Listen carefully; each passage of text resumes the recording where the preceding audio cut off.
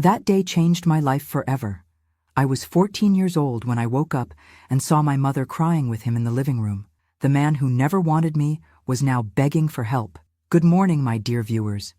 This is Edith Wilson, 68 years young, sharing a story I've carried for more than 5 decades. I'm speaking to you from my porch in Millfield, Ohio, where the sweet tea is always ready and memories never leave me, even when I wish some of them would. Before I begin this difficult story, I wanted to share something with you all. The team at is doing a $500 giveaway, and entering is so simple.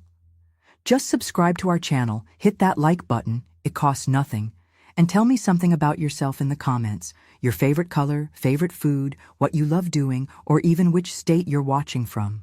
This helps this old lady continue sharing her stories, and hopefully gives strength to those going through similar experiences. I grew up without a father. Not the kind where you say, I grew up without a father, but still saw him occasionally. No. I grew up barely knowing what he looked like. Mom kept an old yellowed photograph where he leaned against an old Chevy, cigarette in his mouth, looking sideways at the camera as if he didn't want to be there. That's your father, Edith, she'd say when I insisted on asking. We lived in a simple house in the east side of town, a place where everyone knew each other. My mother, Margaret, worked as a seamstress, doing all sorts of jobs, from hemming pants to wedding dresses when orders came in. Money was tight, but we never lacked food on the table or love in that house. Mom was one of those strong women America's full of, raising a daughter alone, working from sunrise to sunset, and still finding energy to tell me bedtime stories. Your father left before he even knew you, honey, she explained when I turned 7 and my questions became more persistent. He loved his bottle more than responsibility. When he found out I was pregnant, he disappeared for a week. When he came back, it was just to grab his few clothes and say he wasn't born to be anybody's father. I grew up hearing stories like that, pieces of a puzzle that never formed a complete picture. Jack, that was his name, was a handsome man who charmed women with smooth talk, but had the devil's whiskey as his best friend. He was quick to anger, worked little, lived from odd job to odd job, and left a trail of broken hearts wherever he went. At least that's what my Aunt Judy said when Mom wasn't around. Your mother deserved better, Edith. But sometimes our hearts choose wrong. At school, birthday parties, any place where families gathered, I felt that hole. Other children had fathers who lifted them onto their shoulders, who taught them to ride bikes, who scolded them when needed. I had only silence where there should have been a deep voice, only emptiness where there should have been strong arms. Not that Mom didn't try. She did the work of 10 people. But there are things you miss even without ever having had them. Life followed its normal course in our little house. I went to school, helped Mom with sewing when I could, played with the neighborhood kids. My father's absence was like a ghost we learned to live with. Always there, but we pretended not to see it. Until everything changed that morning. It was a Sunday in March. I remember it like yesterday. The smell of fresh coffee coming up the stairs had woken me. Mom usually made cornbread on Sundays, so I got up excited, thinking about breakfast. That's when I heard the crying. I tiptoed down the stairs, my heart pounding. Mom wasn't one to cry. She was the kind of woman who saved her tears for when she was alone in her room, where nobody could see. Hearing those sobs in the living room scared me more than anything. And there he was. A thin man, already graying hair despite not looking that old, unshaven, with dark circles that seemed painted on his yellowish face. He wore a worn-out shirt that had seen better days and faded jeans that seemed too big for his body. He sat on our couch, head down, while Mom cried standing, one hand covering her face. "Who are you, sir?" I asked from the staircase, making them both look at me at the same time. It was Mom who spoke, wiping her tears with her robe sleeve. "Edith, this is Jack, your father." Those words fell like a stone in my stomach. My father, that worn-out man, smelling of cigarettes and whiskey strong enough to sense from across the room, was the man from the yellowed photo? Was he the one who had left, even before seeing me born? "Is this Edith?" he asked in a hoarse voice, looking at me like he was seeing a ghost. How she's grown, how I've grown. As if he had ever seen me small. As if he had any right to comment on my growth that he hadn't witnessed for a single day. "What's he doing here?" I asked Mom, completely ignoring the man who was now struggling to stand up. Edith, don't talk like that, Mom answered, always concerned with manners, even in a situation like that. Your father came. He needs help. That's when I noticed how torn Mom seemed. There was anger in her eyes, but also pity. And maybe, deep down, a tiny bit of that love she once felt for this man. She was always like that. Too soft-hearted for her own good. Jack took 2 steps toward me, limping slightly. Only then did I notice his sickly appearance. It wasn't just a hangover or a bad night's sleep. I'm sick, daughter, he said. And that word, daughter, sounded so wrong coming from his mouth that I almost laughed. I've got nowhere to stay, no money for medicine. I came to ask your mother for help, just until I get a little better. And why should we help you? I asked, coming down the rest of the stairs, courage growing inside me. You remembered you had a daughter now, after 14 years? Edith, Mom scolded me, but you could see that deep down she was wondering the same thing. I deserve that, he answered, surprising us both. I deserve your anger, your contempt. I was an absent father, a husband who wasn't worth anything. But I'm paying for it now. The drinking destroyed my liver. Doctors say I don't have much time if I don't take proper care. I have nowhere to go. He spoke looking at the floor, as if he didn't even deserve to look us in the eyes. And maybe he didn't, but there was something in his voice, a weariness, a defeat, that made even my rebellious teenage heart soften a little. Mom asked me to go up to my room while they talked. I went reluctantly, but obeyed. Through the door crack, I tried to hear what they were saying, but could only catch pieces of the conversation. Last chance, Margaret.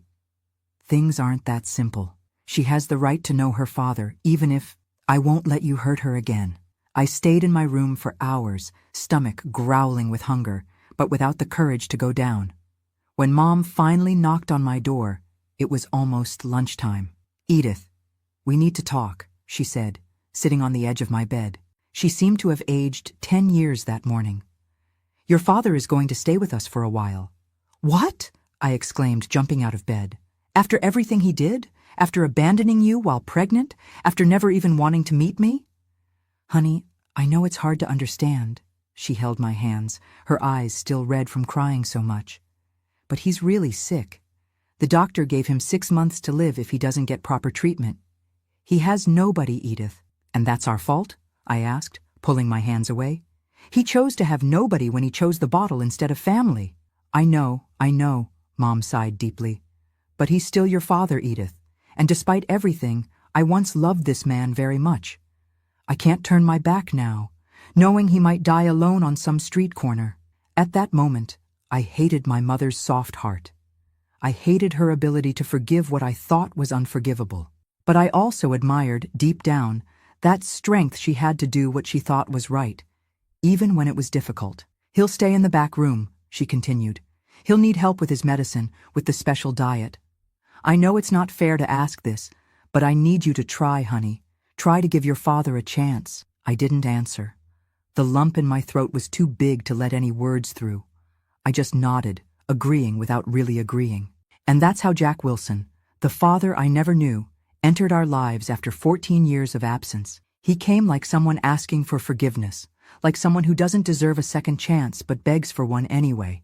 He came sick, defeated, a shadow of the handsome man in the yellowed photograph. That day, while Mom was fixing up the back room and preparing a special lunch that wouldn't be hard on his liver, I sat on the stairs, watching that stranger who was my father. He noticed my gaze and attempted a smile that didn't reach his eyes. One day you'll understand, Edith, he said softly. One day you'll understand how a man can make so many mistakes that there's no coming back. I didn't answer.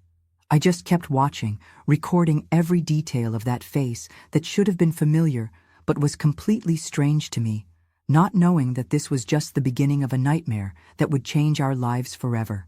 Oh, my dear viewers who are watching this far, life sometimes prepares such surprises for us.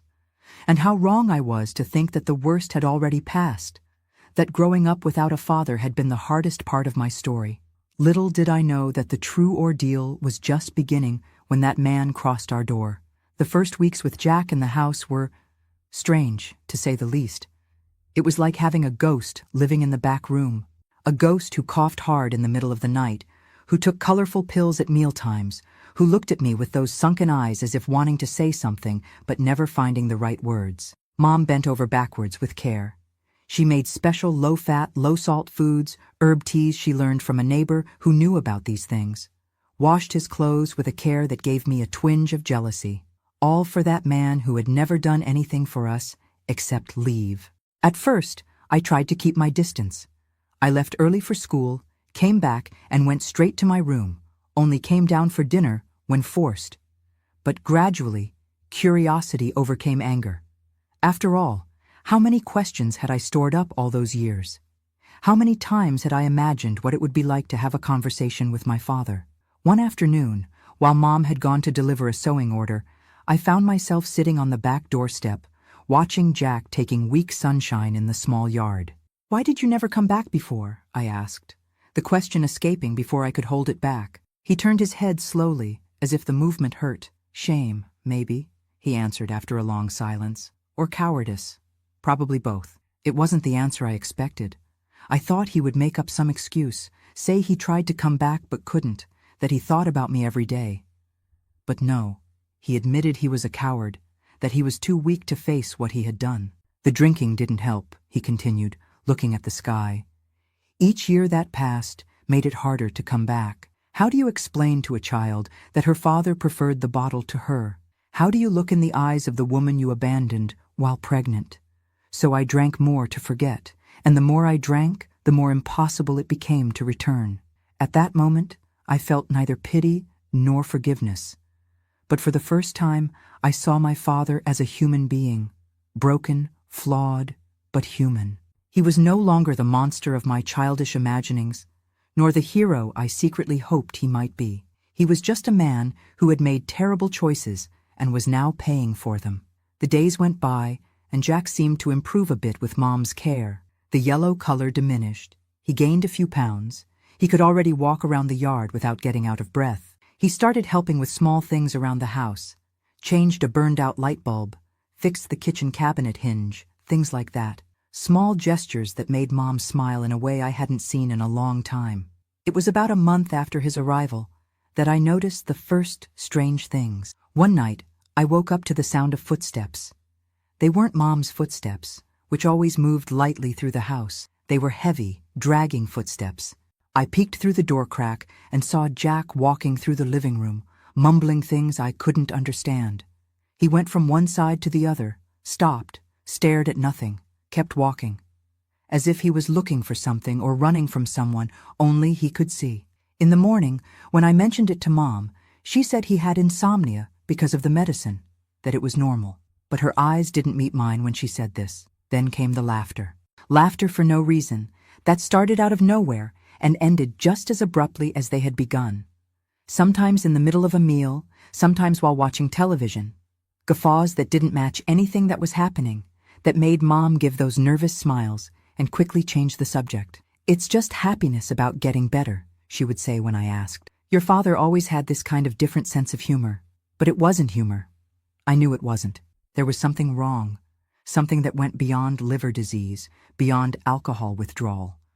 Something in his eyes when the laughter ended, an emptiness, a confusion, as if he himself didn't know why he had laughed. The beer incident happened on a Sunday, about 2 months after his arrival. The three of us were in the living room watching a Sunday night program on TV. A rare thing. I usually avoided being in the same room as Jack for too long. But that day, at Mom's insistence, I agreed to watch 60 Minutes with them. That's when the neighbor, Mr. Thompson, showed up with a 6-pack of beers to watch the game, not knowing about Jack's condition. Mom tried to politely refuse, but Jack insisted that the neighbor stay, that it wasn't a problem, that he was already strong enough to resist temptation. The atmosphere became tense immediately. Mom cast worried glances at Jack, who pretended to be super interested in the game, while Mr. Thompson, oblivious to the situation, opened one can after another. "You sure you don't want one, buddy?" Mr. Thompson insisted, holding out a cold beer toward Jack. "One won't hurt anybody." I saw my father's look change at that moment. Eyes fixed on the can, throat moving up and down as he swallowed hard, hand trembling slightly at his side. It was like watching a man drowning, fighting to keep his head above water. "No, thank you," he answered hoarsely. I really can't, Mr. Thompson shrugged and continued drinking, commenting on the game increasingly loudly as the empty cans accumulated.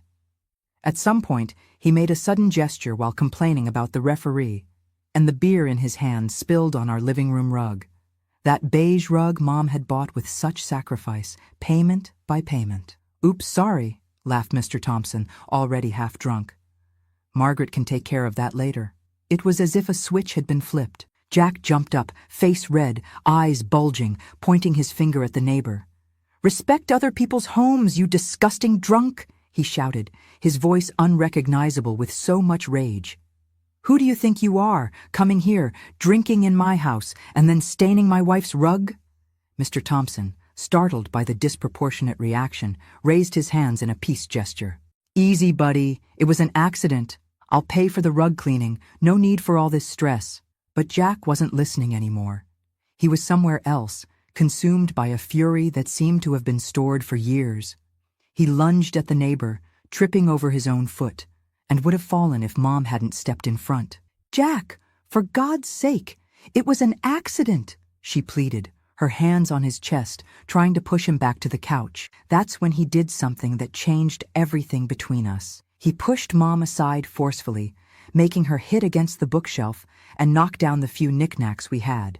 And when I tried to run to help my mother, he turned to me with his arm raised. The slap hit my face with such force that I saw stars for a second. I fell sitting down, more from shock than pain, hand on my hot face, unable to believe what had just happened. The room fell into absolute silence. Mr. Thompson, wide-eyed, muttered something about settling this another day and hurried out, leaving the door open behind him. Mom was paralyzed by the bookshelf, hand over her mouth, eyes full of tears. And Jack was looking at his own hand as if it had acted on its own. Edith, he mumbled, taking a step in my direction. I didn't mean to. I don't know what. Stay away from me, I screamed, dragging myself backward until I hit the wall. Don't touch me! His face contorted in an expression that mixed shame, regret, and something else. Something that only later I would understand was the beginning of the madness that was consuming him. I'm sorry, he repeated, now with tears streaming down his wrinkled face. I'm sorry, daughter. I don't know what came over me. It was the beer, the smell of it. It messed with my head. Mom finally came out of her trance and ran to hug me. I felt her trembling as she helped me up, as she gently passed her hand over my red face. Never again, she said with a voice I had never heard before, firm, cold, definitive. Never again will you lay a finger on my daughter, Jack, or I swear to God I'll call the police, sick or not. That night, I locked my bedroom door and cried myself to sleep, not from the pain of the slap, although my face still stung. I cried for the lost hope. For a few weeks I had allowed a small seed of hope to grow inside me. The hope that maybe, just maybe, we could be a normal family, that Jack's remorse was genuine, that he really wanted to fix the damage he had done in our lives. That slap didn't just hurt my face. It hurt that fragile hope, crushed it completely. In the days that followed, Jack went back to isolating himself in the back room. He hardly appeared for meals, and when he did, he barely spoke, barely looked at us. Mom continued to care for him, bringing food, medicine, clean clothes. But something had changed. Her look was different, more cautious, more distant, as if she had finally woken up from a dream and seen reality as it was. But this wasn't the end of the nightmare. In fact, it was just the beginning. The nights became the worst time. His footsteps through the house became more frequent, more erratic. Sometimes I would wake up to the sound of things being dragged in the living room, or to his voice arguing. With no one, he talked to himself for hours, alternating between conspiratorial whispers and angry shouts. One night, I heard him in the kitchen. He was making so much noise I thought he was breaking everything. When Mom got up to see what it was, I followed her from a distance, terrified of what we would find.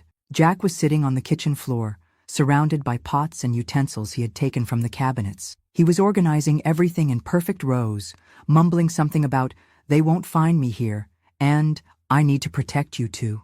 Mom managed to convince him to go back to bed, speaking softly, calmly, as if dealing with a frightened child. But when we returned to the hallway, I saw the terror in her eyes. She no longer recognized this man either. He was no longer the Jack who had abandoned us years ago, nor the sick and remorseful Jack who had returned asking for help. It was something different, something broken beyond repair. The next day, while Jack was sleeping, he now spent most of the day sleeping and the whole night awake. Mom called me for a serious conversation. "Edith, your father isn't well," she said, rubbing her hands together, a nervous gesture she'd had for as long as I can remember. "It's not just his liver. Something's wrong with his head." "I think we should send him away, Mom," I answered, the mark of the slap already gone from my face, but still very much alive in my memory. "He's becoming dangerous." Mom shook her head, sighing deeply. "I can't do that, honey. He has nowhere to go. No one. And in this state, he wouldn't last a week on the street. And us? How long will we last with him here?" I asked, my voice harder than I intended. Her gaze met mine, and I saw the conflict tearing her apart inside.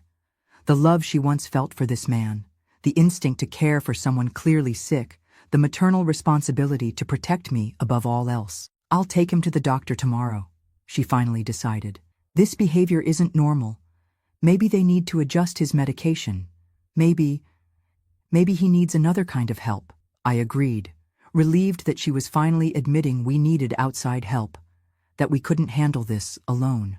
But tomorrow brought things much worse than any doctor's visit could solve. Things that would change the course of our lives forever, that would mark me in ways no 14-year-old girl should be marked. That night, my loves who are listening to me, that night of May 17th, 1971, was when our little private hell turned into an endless nightmare. It was when I discovered that there are real monsters in this world, and that sometimes they have the same blood that runs in our veins. I was awakened in the middle of the night by a sound I will never forget as long as I live. It wasn't a common scream, the kind you hear in an argument or when someone gets scared. It was a primitive, desperate sound, the kind of scream that comes out when a person is beyond fear, beyond despair. It was my mother's voice. The clock on the nightstand showed 2:37 in the morning. I sat up in bed with a jolt, my heart beating so hard it seemed to want to come out through my mouth. After the scream came a dull thud, as if something heavy had fallen to the floor. Then, silence. A silence worse than any scream. I was paralyzed for a few seconds. Those moments when the body still can't obey the brain. The rational part of me said to stay quiet, lock the door, hide. But the other part, the one that knew my mother was downstairs and needed help, made me get up and walk toward the door. I opened it slowly, trying not to make noise. The hallway was dark, just a sliver of light coming from the living room downstairs. I went down the stairs step by step, each step harder than the previous one, as if my body knew that what I was going to find would change my life forever. What I saw when I reached the last step was etched in my mind like a terrible photograph that never fades, never becomes less vivid with the passing years. Mom was lying on the living room floor, her body strange, in a position no person would choose to be in.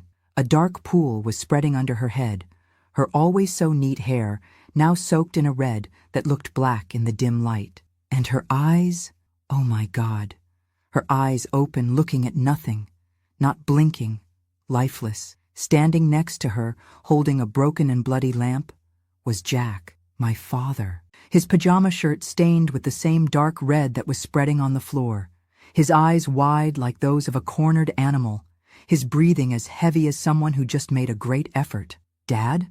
The word escaped as a whisper, my voice so weak it didn't even seem like mine. He turned his head in my direction, in a sudden movement, as if only now realizing I was there. For a moment, I saw no recognition in those bloodshot eyes. It was as if he was looking through me at something or someone only he could see. "She wouldn't listen to me," he said, his voice thick, slurred. Only then did I realize he had been drinking. The smell of whiskey was strong even at that distance. I told her they were coming after us, that we needed to run away, but she wouldn't listen to me. I took a step back, the understanding of what was happening hitting me like a punch to the stomach. Mom was dead. My father had killed her, and now it was just the two of us in the house, him completely out of his mind, still holding the murder weapon. You "You killed Mom," I said, the tears finally coming, blurring my vision. "No!" he shouted, dropping the lamp, which fell with a dull thud on the stained carpet. "I didn't kill anyone. It was an accident. She fell, hit her head. I just wanted her to listen to me." He took a step in my direction, hands outstretched as if he wanted to reach me. Instinctively, I backed away more, climbing one step of the stairs. Something in my movement seemed to awaken something in him. His look changed, focused on me for real for the first time. "You're going to tell them, aren't you?" he asked, his voice suddenly lower, more controlled, more frightening. "You'll say I killed her. They'll lock me up again." "Again?" The word escaped before I could think. A strange smile formed on his face, a smile that didn't match at all the macabre scene around us. "Your mother never told you? I spent 3 years in prison before I met her. Bar fight, stabbed a guy who didn't pay a debt." He laughed, a horrible sound at that moment. Margaret was the only one who didn't know about my past, or pretended not to know. Foolish woman, always believing the best in people. Each of his words was like a knife twisting in the open wound that was my heart at that moment. How could he talk like that about the woman he had just killed? About the woman who took him in even after everything he had done? "I'm not going to let you ruin everything now," he continued, now walking decisively in my direction. "I'm not going back to jail, not after everything I've been through." I turned and ran up the stairs, terror giving me a strength I didn't know I had. I heard his heavy footsteps behind me, climbing the steps 2 by 2 despite his age and illness. I entered my room and tried to close the door, but he was already there, pushing with his shoulder, too strong for me. "Stop, Dad, please," I screamed, knowing it was useless, that there were no neighbors close enough to hear, that we were alone in this nightmare. He managed to push the door hard enough to make me fall backwards, hitting against the bed. He entered the room and closed the door behind him, turning the key in the lock. The sound of the metal turning sounded like a final sentence. "I didn't want things to be this way," he said, standing over me, blocking any escape route. "I really wanted to be a father to you, Edith. I wanted to fix things, but now it's too late. What happened next is something I try every day of my life to forget, but I can't. The memory is there, always fresh, always painful, like a wound that never completely heals." He threw himself on me with all his weight, immobilizing me against the bed. The smell of sweat, whiskey, and my mother's blood suffocated me. I tried to fight, scratch, bite, but he was much stronger, even while sick. With one hand he held my wrists above my head. With the other, he began to tear my nightgown. "If you stay quiet, it'll hurt less," he mumbled against my neck, his voice so different from that of the man who asked my mother for help months ago. "Always wanted to know if you were like her." The horror of those words gave me one last impulse of resistance. I managed to free one hand and hit my nails against his face, scratching deep enough to feel the skin tear under my fingers. He roared in pain and slapped me with such force that I saw stars, then another, and another, until my body went limp, with no strength to fight. The taste of blood in my mouth mixed with the tears that wouldn't stop falling. What followed was the worst nightmare a 14-year-old girl could live through. The rough hands traveling over my body, the searing pain, the disgusting whispers in my ear, his weight crushing me against the mattress where I had slept safely so many nights. I don't know how long it lasted. It could have been minutes or hours. Time loses meaning when you're in hell. At some point, my mind simply shut down, like a defense mechanism. It was as if I were floating above the scene, observing from afar what was happening to that girl on the bed, unable to help, unable to stop it. When it finally ended, he collapsed beside me, panting, now too drunk to stay conscious. In minutes, he was snoring loudly, a heavy arm still thrown over me like a chain. I lay still, motionless, for how long I cannot say. My entire body ached inside and out. I felt something warm and sticky between my legs, but couldn't look, didn't want to confirm what I already knew. Silent tears streamed down my face, but I made no sound, afraid of waking him, afraid it would all start again. When I was sure he was in deep sleep, I dragged myself out of bed, each movement an agony. I grabbed the first clothes I found, an old dress that was thrown over the chair, and dressed with difficulty, my hands trembling so much I could barely button it. My mind was strangely calm now, functioning with a clarity that didn't match the chaos around me. I knew I needed to get out of there. I knew that if he woke up, he would probably kill me like he had done with Mom. I was the only witness to what he had done. And now, I was one more crime on his conscience, if he still had one. My bedroom window overlooked the porch roof. It wasn't such a big fall, but still scary for a girl who had never done anything like it. I opened the window carefully so as not to make noise. The cold night breeze hitting my face, giving a false sense of cleanliness after everything that had happened. I looked one last time at the man who was my father, now snoring on my bed, unconscious of the evil he had done, of the life he had destroyed. First my mother's, then mine. I felt a hatred I had never experienced before, a hatred so great that for a second I thought about taking the scissors on my desk and ending him right there while he slept. But I couldn't.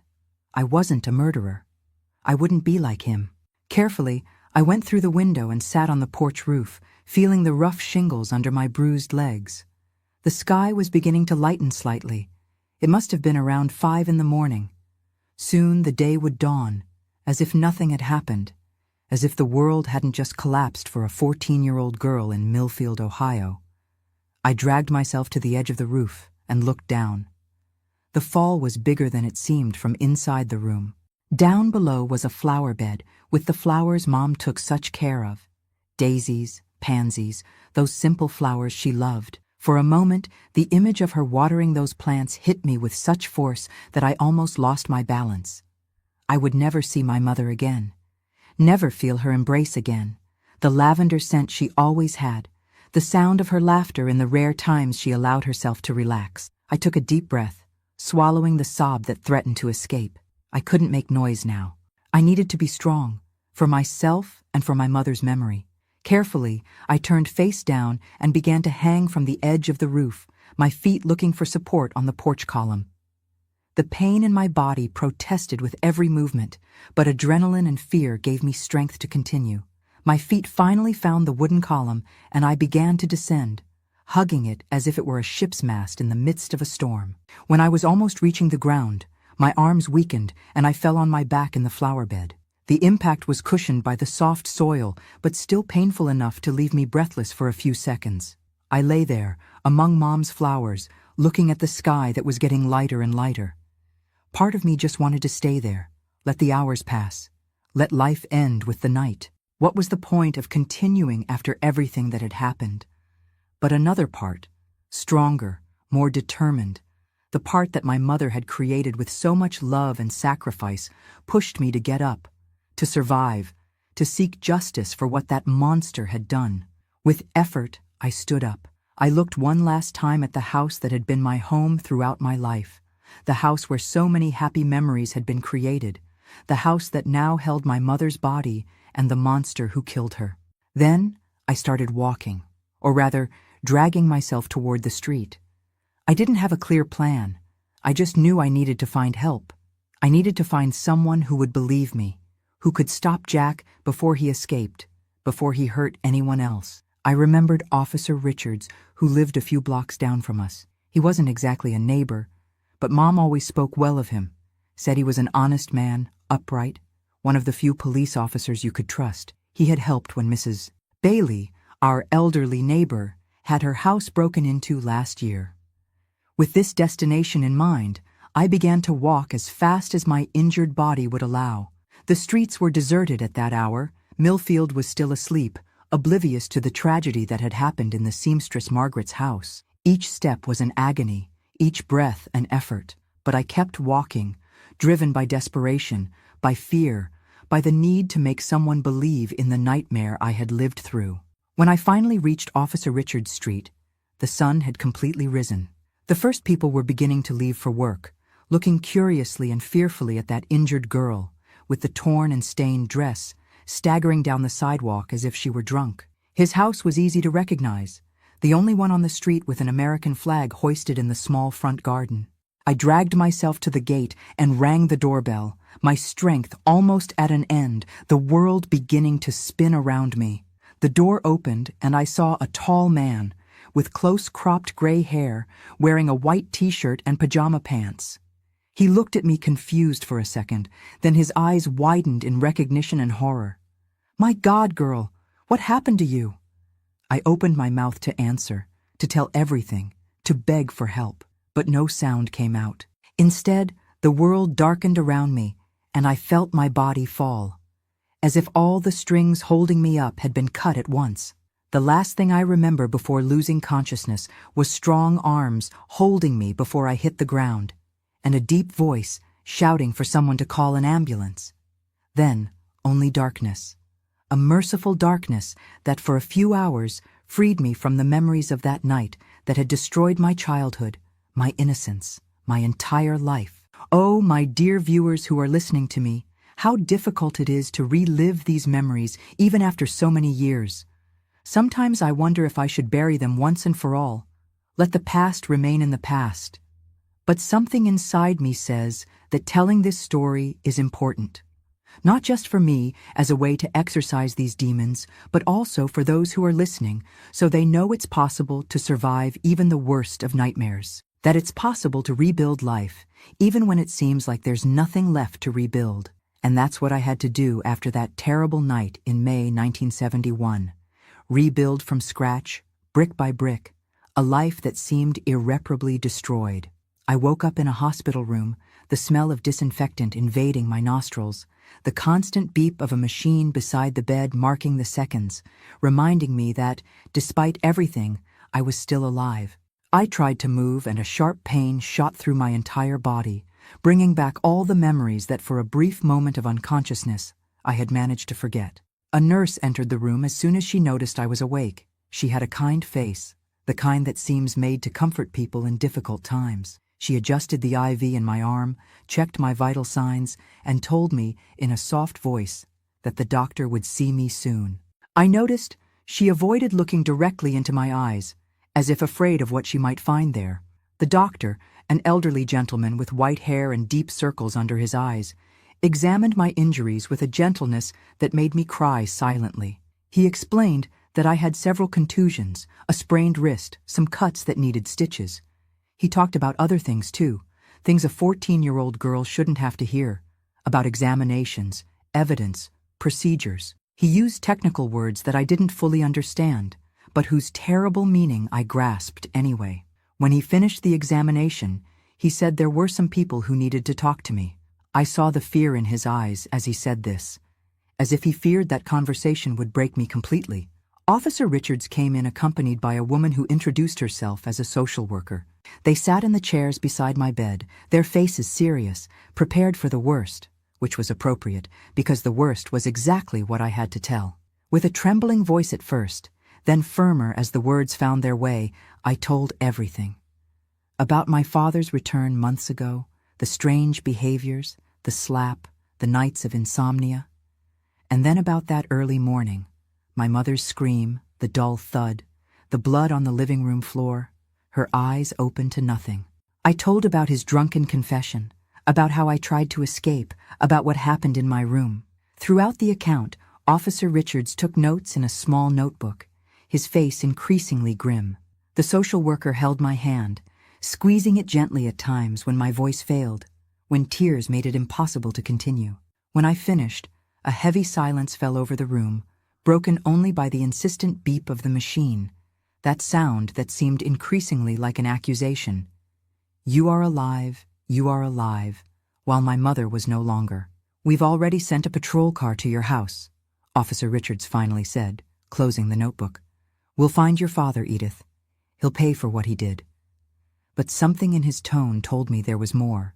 Something he didn't want to tell me, something that would make this nightmare even worse, if that was possible. What is it? I asked, recognizing the hesitation in his look. There's something you're not telling me. The officer exchanged a quick glance with the social worker, who nodded slightly, as if giving permission to continue. When the patrol car arrived at your house, your father was already gone, he finally said, choosing his words carefully. They found your mother, exactly as you described. We're looking for Jack now. We have men on the roads, at the bus stations, everywhere he might try to flee. The idea that he had escaped, that he was somewhere out there while I was stuck in that hospital, filled me with a terror that no words can describe. What if he came after me? What if he tried to finish what he started? "He won't find you," said the social worker, as if reading my thoughts. "You're safe here. There's a police officer at your door, and it will stay that way until we catch your father." I nodded, trying to believe those words, trying to find comfort where it seemed impossible. In the days that followed, I stayed in the hospital, recovering physically while my mind tried to process everything that had happened. I received a visit from my Aunt Susan, my mother's sister, who lived in Columbus about an hour away. She cried, hugging me for hours, murmuring words of comfort that couldn't penetrate the wall of pain I had built around myself. It was she who organized my mother's funeral, sparing me that final blow. I couldn't go. I was still in the hospital, still considered too fragile, both physically and emotionally. Sometimes I wonder if that was a blessing or a curse. Not having been able to say goodbye to my mother left a void that was never really filled. A week later, when the bandages had already been removed and the stitches were beginning to heal, I received the news. Jack was still on the run. The police had followed several leads. Several witnesses thought they had seen someone matching his description, but nothing concrete. It was as if he had vanished into thin air. "I'll take you to my house," said Aunt Susan, sitting on the edge of my hospital bed. "I've already talked to the doctors, the social worker, the sheriff. You're going to live with me in Columbus now.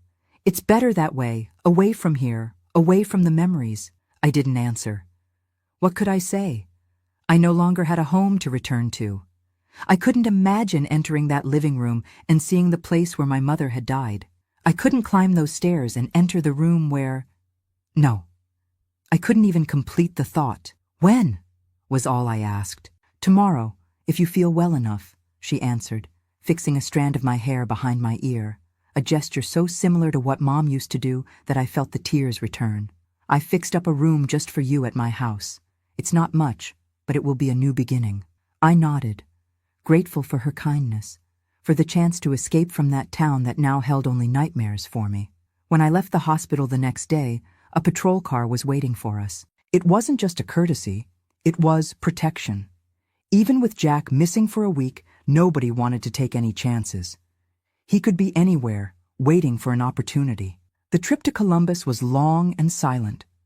Aunt Susan tried to make conversation a few times, talking about the city, about how I would like the new school, about the cousins who barely knew me but were eager to receive me.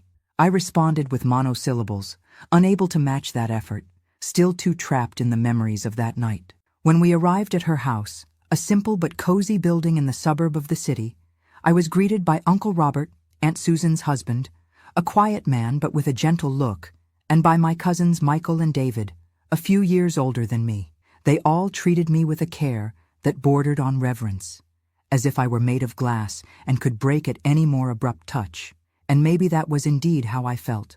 Fragile, broken, patched up hastily, but with cracks that no care could completely repair. The first weeks at Aunt Susan's house were a blur of nightmares, appointments with psychologists, formal statements to the police who were still looking for Jack. I barely left the room, barely ate, barely spoke. The weight of the loss, of the trauma, of the violence suffered was like a giant stone on my chest, making it difficult even to breathe.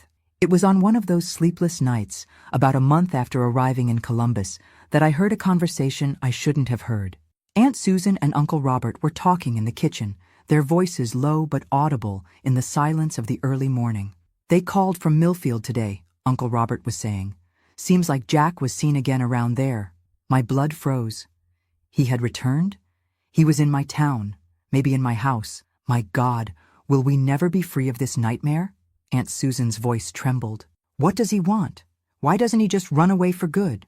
Who knows what goes on in the mind of a monster like that? Uncle Robert answered bitterly. Maybe he's looking for the girl.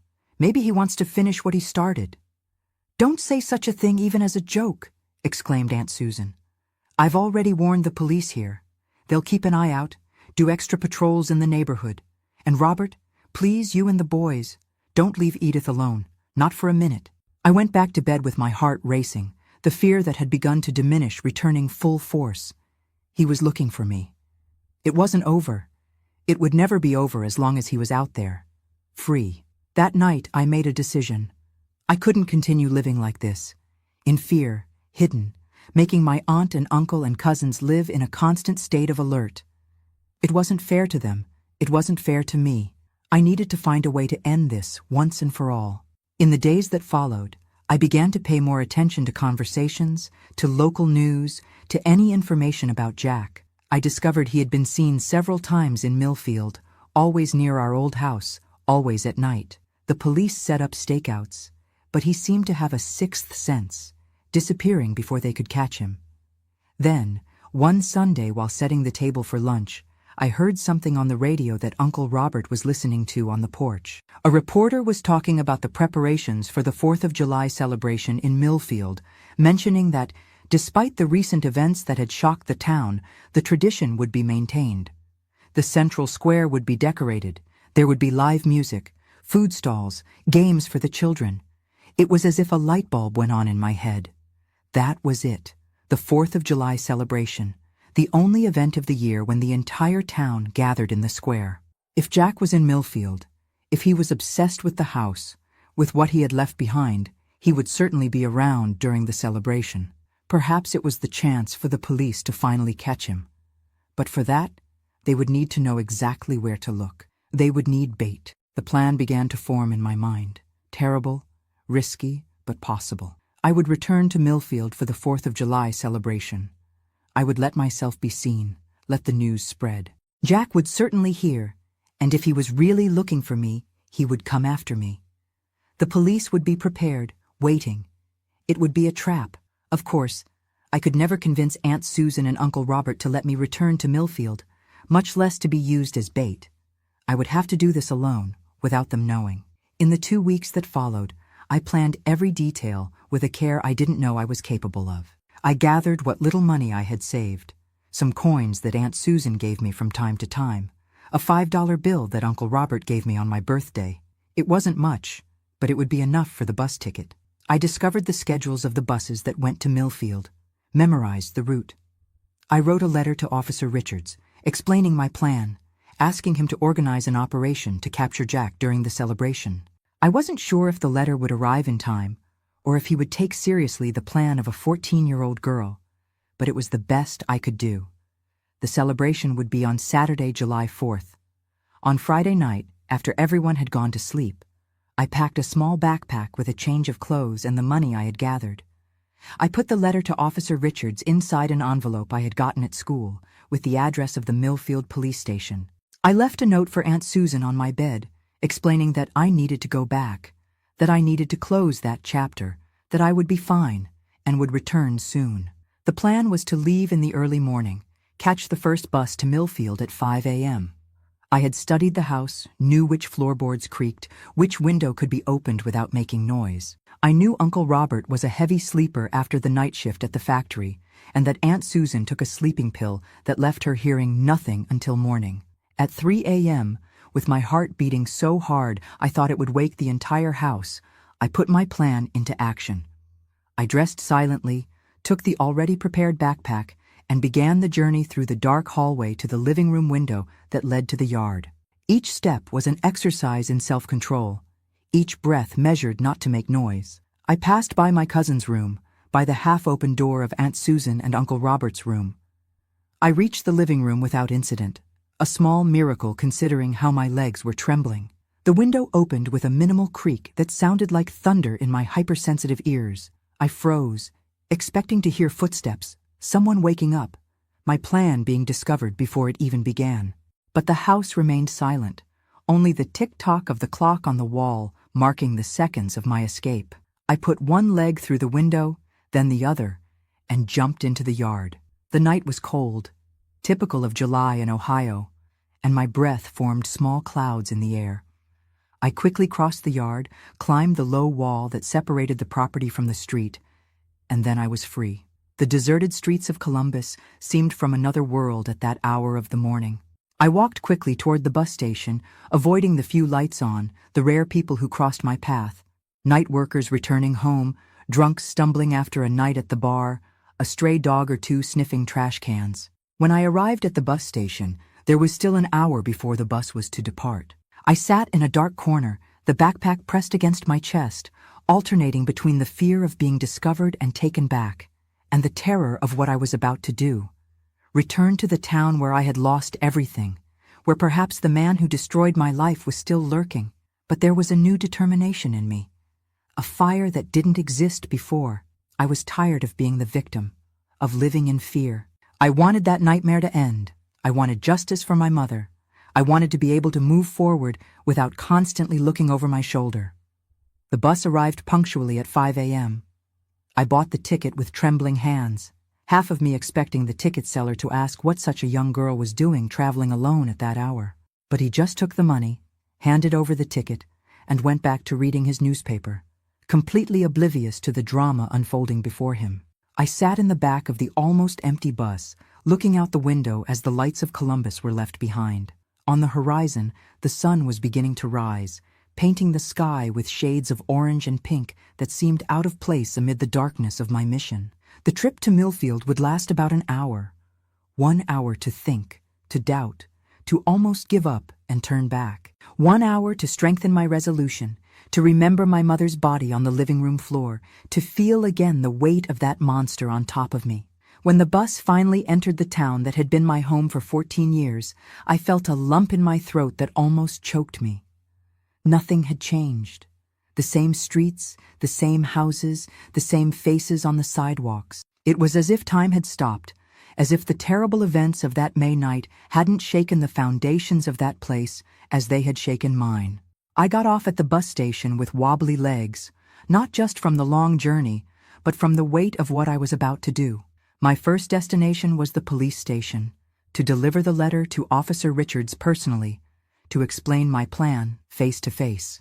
The streets were busy, decorated for the 4th of July celebration that would begin that night. Colorful banners crossed from one side to the other. Stands were being set up in the central square. The smell of popcorn and cotton candy was already beginning to perfume the air. I walked quickly, head down, fearing to be recognized before the time. But as I approached the police station, I noticed something strange. There was an unusual movement. Police cars with lights on, people gathering in front of the building. I stopped at a safe distance, observing the scene with growing apprehension. What was happening? Had Jack been captured? Had he attacked someone else? That's when I heard, coming from a group of women standing on the sidewalk, the words that would change everything. They got him. They caught Margaret's killer. My heart jumped. It couldn't be true. Right today, just when I had come to put my plan into practice? I approached the group, trying to hear more, trying to confirm if it was really about Jack they were talking. It was in a boarding house near the bus station, one of the women was saying, her voice laden with indignation. The bastard had been hiding there for days. It was the boarding house owner who recognized him from the picture in the newspaper and called the police. They say he didn't resist arrest, added another. He was so drunk he could barely stand up. It was true then. They had caught Jack. My plan would no longer be necessary. Justice had found its way even without my intervention. My legs weakened and I needed to lean against a wall not to fall. A confused mixture of emotions flooded me, relief, disbelief, a strange disappointment at not having been part of the capture, and stronger than anything, a profound exhaustion, as if all the adrenaline that had kept me functioning for the last 24 hours had suddenly drained from my body. It was over. The nightmare had come to an end. Jack would face justice for his crimes, and I could begin to try to rebuild the pieces of my shattered life. I rested my head against the cold wall, closed my eyes, and for the first time since that terrible night, I allowed myself to cry freely, without fear, without shame. I cried for my mother whom I would never see again, for the girl I was and would never be again, for the lost dreams and for the nightmares that I hoped would finally begin to lose their strength. My dear listeners, sometimes fate acts in mysterious ways. While I was planning a risky trap, while I was escaping in the middle of the night willing to face my worst fears, the wheel of justice was already turning, independent of my efforts. They say God writes straight with crooked lines, and maybe that's true. Maybe my desperate escape wasn't really to capture Jack, but to give me back control over my own life, to show me that I was stronger than I thought, that I could act instead of just react. On that Saturday in July 1971, while fireworks exploded in the sky in celebration of Independence Day, while the town celebrated oblivious to the private drama of a 14-year-old girl, something new was born inside me. A determination, a strength I never knew I possessed. A fierce will not just to survive, but to live, to rebuild, to transform tragedy into something meaningful. And that's exactly what I did in the years that followed. I rebuilt my life, piece by piece, brick by brick, until I became the woman I am today, at 68, sitting on this porch in Millfield, Ohio, sharing my story with you. After Jack's capture, I returned to Columbus with Officer Richards, who found me wandering near the police station. Aunt Susan almost had a heart attack when she saw me arrive, escorted by a police officer. First, she thought I had done something wrong. Then she was furious when she found out I had escaped in the middle of the night. And finally she cried, hugging me, when she learned Jack was in jail. "Never do something like that again," she repeated between sobs. I almost died of worry. The trial happened 4 months later. It was a difficult, painful process, having to face Jack again, having to relive every detail of that terrible night in front of strangers.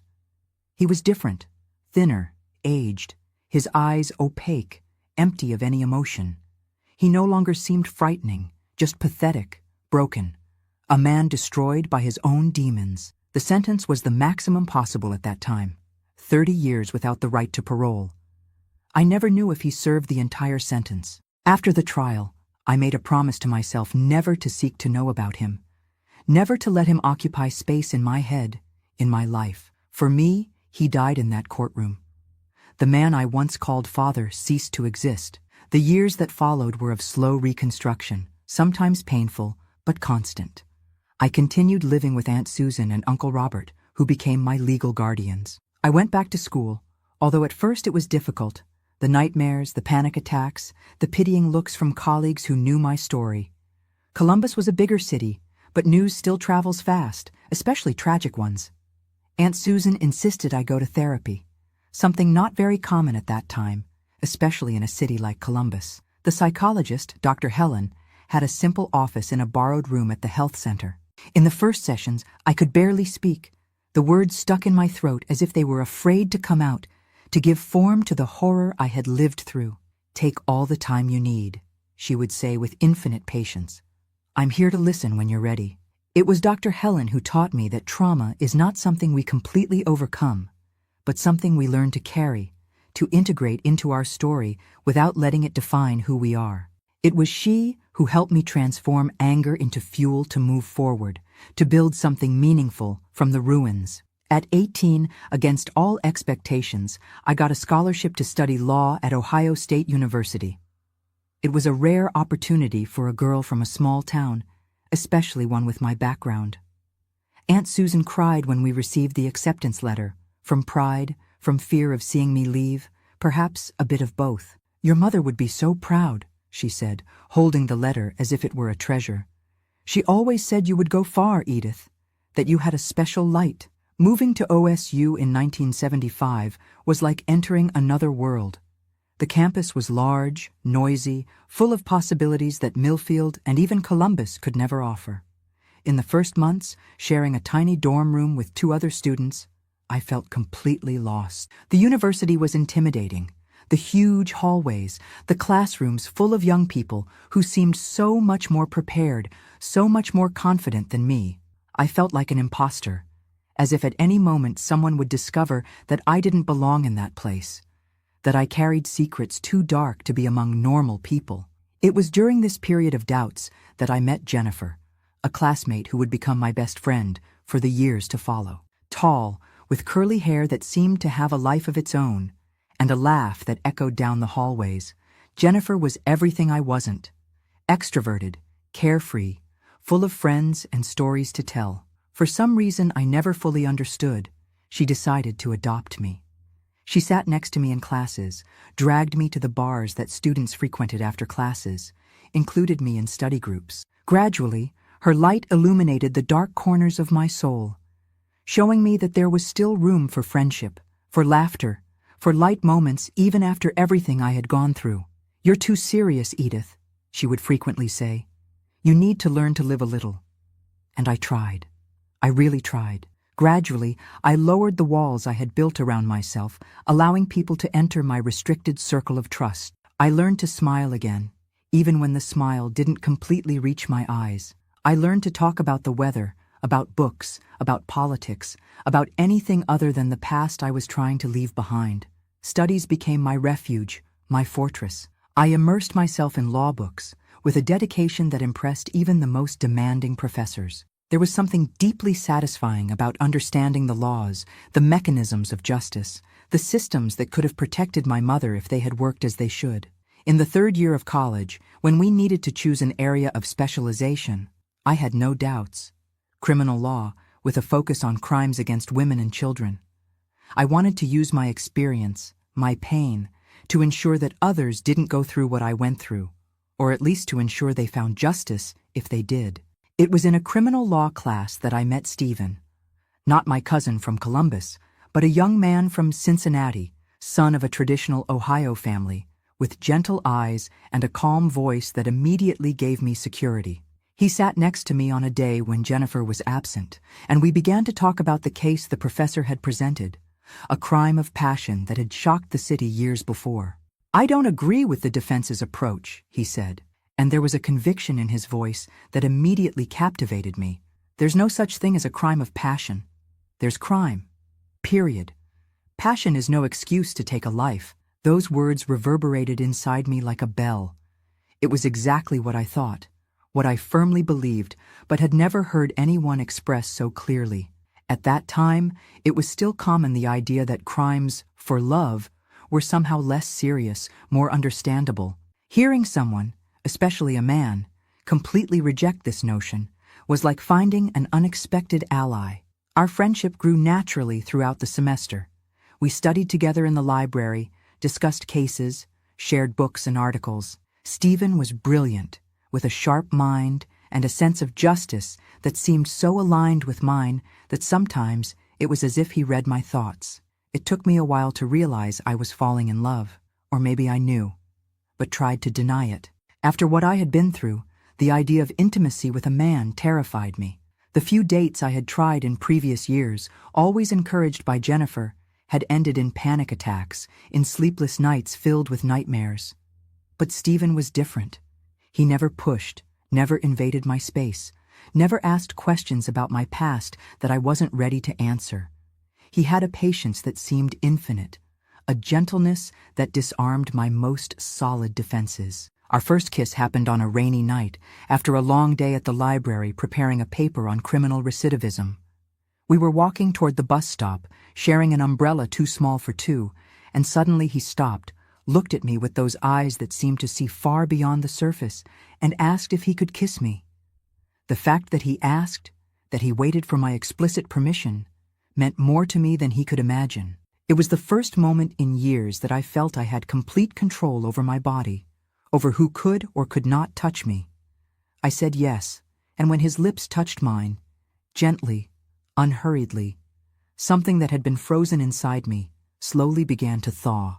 Our relationship progressed at the pace I needed, slow, respectful, based more on deep conversations and moments of mutual understanding than on any physical aspect. Stephen never pressed me for more than I could give, never showed frustration when I pulled back, when the nightmares returned, when the past came between us. It was to him that I finally told my whole story, on a starry night in our last year of college. We were sitting on a bench in the Oval, the place where we used to spend sunny Sundays. The words came out difficult at first, then in torrents that I could no longer control. I talked about my childhood, without a father, about his sudden return, about the strange behaviors, about that fateful night that had forever altered the course of my life. Stephen listened in silence, holding my hand, his eyes fixed on my face, without judgment, without pity, just a deep understanding and a contained anger for what had happened to me. When I finished, exhausted, emptied, he hugged me, and in the warmth of that embrace, I felt something I hadn't felt since my mother's death: complete security, the certainty that nothing bad could reach me while I was there. "You're the strongest person I've ever met," he said simply, and there was genuine admiration in his voice that made my heart expand. "And if you allow me, I want to spend my entire life trying to be worthy of your trust, of your love. We got married in 1979, right after graduation. It was a small ceremony, just the closest friends from college, Aunt Susan and Uncle Robert, my cousins from Columbus and Stephen's family. I chose a simple dress, without many adornments. I wanted something that represented the new beginning, the simplicity, the truth I had found beside him. Our life together began in a small apartment in downtown Columbus. Stephen joined a public defender's office, while I got a position as an assistant in the district attorney's office, working directly with cases of domestic violence, a department that was just beginning to form, at a time when these crimes were still treated as family matters, not as the serious violation of rights they really are. The work was difficult, often devastating. Each woman I attended, each traumatized child I saw in the courthouse corridors, brought back flashes of my own past. But there was also a deep satisfaction in being able to make a difference, in using my pain as a tool to help others, in transforming tragedy into purpose. In 1982, our first daughter was born, Margaret, in honor of my mother. Holding her in my arms for the first time was like a miracle, a reminder that life goes on, that even from the darkest ashes, the most beautiful things can be born. 3 years later came James, our second child, completing our small family. Motherhood brought challenges I didn't expect, irrational fears that something would happen to my children, recurring nightmares where I couldn't protect them, moments of panic when I was alone with them. Therapy, which I had never completely abandoned, became once again an essential part of my routine. "It's normal," explained my new therapist in Columbus. "Trauma doesn't disappear, it just changes form. Now that you're a mother, your old fears have found a new focus." With patience, with Stephen's constant support, I learned to deal with these fears, not to let them control my relationship with my children. I learned to be a present, loving, protective mother without being suffocating, strong without being rigid. The years went by. I was promoted in the district attorney's office, eventually becoming the first woman to coordinate the Crimes Against Vulnerable Persons Department in Columbus. Stephen opened his own firm, specializing in human rights. Our children grew up, studied, followed their own paths. Margaret became a doctor. James chose music, becoming a guitar teacher at the city conservatory. Today, looking back at my 68 years, I see a life I never imagined would be possible on that night of terror in 1971. A full, meaningful life, built brick by brick on the ruins of what was destroyed. A life that honors my mother's memory, that transforms her premature and violent death into something that helped save other women, other children. The nightmares never completely disappeared. There are still nights when I wake up in a cold sweat, heart racing. The sensation of hands holding me against my will so real that I need to turn on the light to make sure I'm safe, that it was just another dream. There are still days when certain noises, certain smells, instantly transport me back to that house in Millfield, to that room, to that moment. But I learned that this is part of who I am, not all that I am. The trauma shaped me, but didn't define me. The scars are there, visible to those who know where to look. But they're not the first thing people see when they look at me. They see the retired judge, the mother, the grandmother of 3 beautiful grandchildren, the woman who helped change the way the judicial system treats crimes against women and children in Ohio. I returned to Millfield 5 years ago, after more than 4 decades away. Stephen had already departed. A sudden heart attack took him while he slept. A peaceful goodbye after 35 years of love that healed me in ways I never thought possible. The children were established in their own lives, and I felt an inexplicable call to return to my roots, to close the circle. I bought a small house, not far from where I grew up. In the first months, it was difficult. The memories were on every corner. In every older face I recognized from my childhood memories. But gradually, new memories began to overlap the old ones.